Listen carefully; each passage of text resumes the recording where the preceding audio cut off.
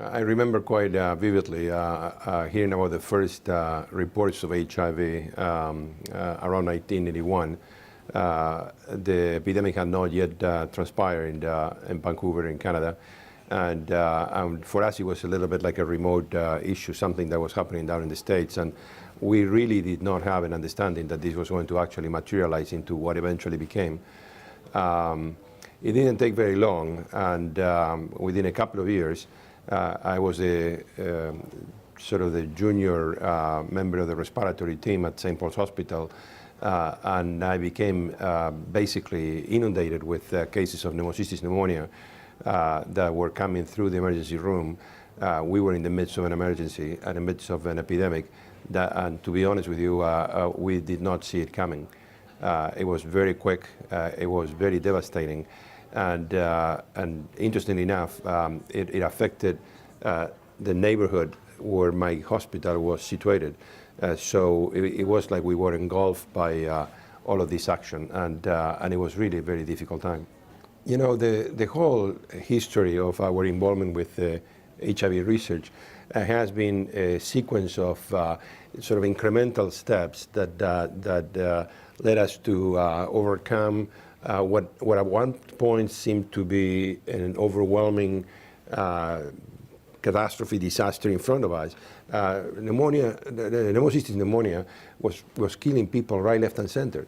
And there was a moment that people were actually saying, look, people with advanced or severe pneumocystis pneumonia should not even be accessing the ICU. And then we find a way to deal with that, and we turn it around. And yet it wasn't enough. And then we found triple therapy, and it was fantastic, but it wasn't enough. We needed to find a way to make it simpler, more effective, safer, more compact, something that people could live with. We needed to find a second-line regimen and salvage regimen. So it was always, you know, you open the door and you say, well, now we are here. And I say, oops, no, but the next challenge is in front of us.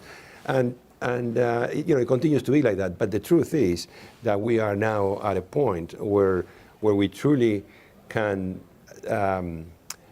intellectually and actually practically start talking about the fact that AIDS is something that we can conquer.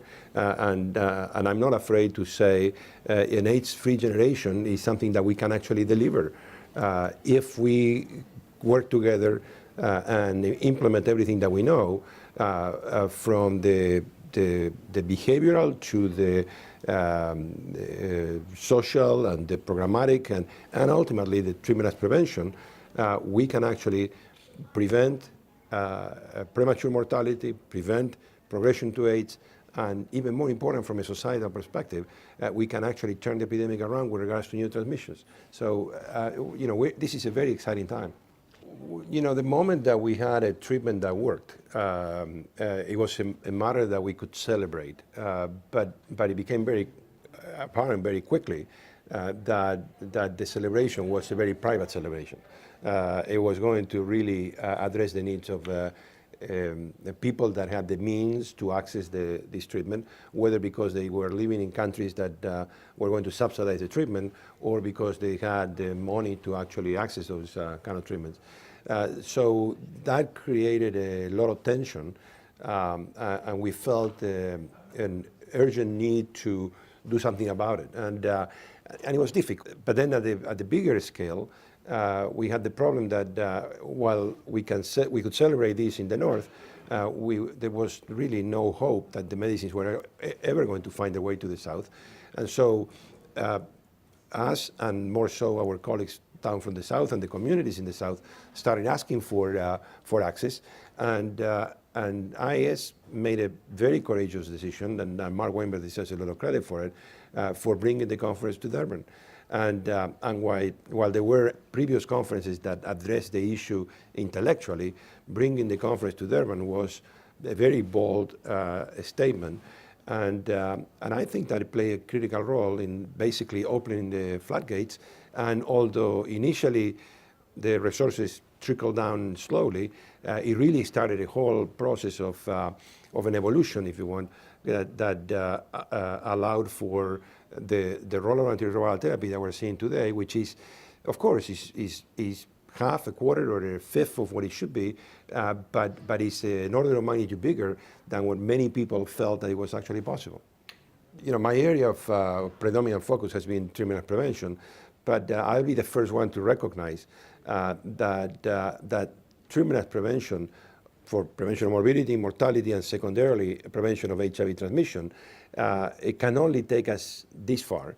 Now, this far is very far, and it could be a 90% decrease in morbidity, mortality, and probably a 90% decrease in transmission.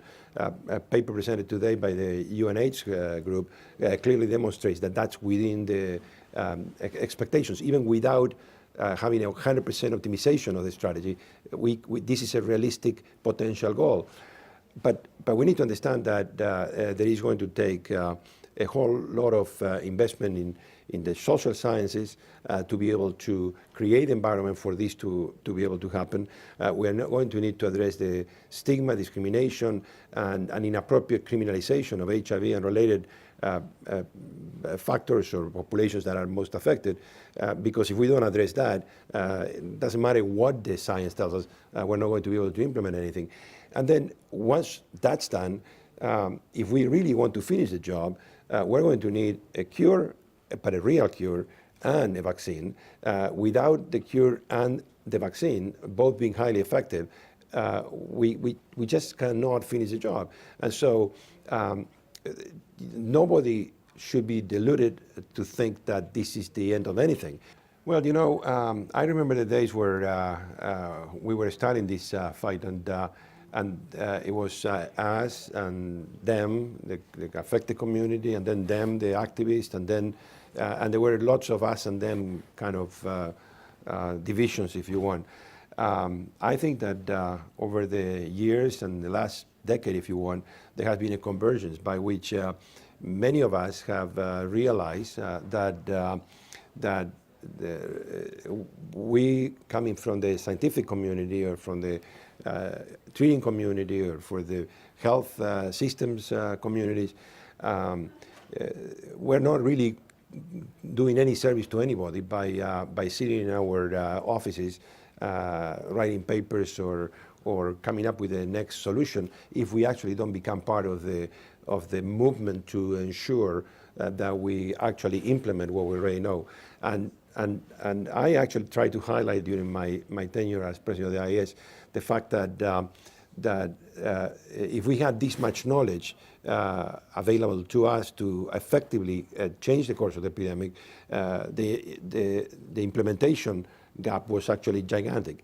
And while I have tremendous respect for the need to continue to advance our knowledge, what we needed to realize is that if we are able to close that implementation gap, we can actually have a tremendous impact on the epidemic. And the responsibility, to a large extent, is on us, because we have that knowledge, to help policymakers and people who are in the position to make those decisions to understand what is the right decision and how we're going to move to actually taking those decisions. And if they don't understand it the right way, well, maybe we need to put the pressure in a different way. But that has been a steep learning curve for us. And I'm proud to say that some of my colleagues have complained about the fact that, well, you now have become too much of an activist. And you know what? I don't think there is such a thing as too much of an activist. We still have a life-threatening condition that affects in the millions of people around the world, and I know what the next step should be. You know what the next step should be. We can't sit here happily when this is not being implemented. This movie is not going to be over tomorrow.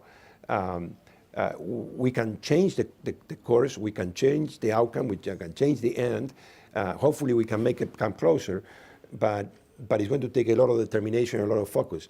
And IAS needs to remain focused. We have a set of priorities that were highlighted over the last decade. They were polished and articulated, where we need to be sure that we continue to be focused so that we use those priorities as strategic means to bring all of our effort to bear maximal pressure on the society where we participate, but ultimately on the epidemic to turn it around.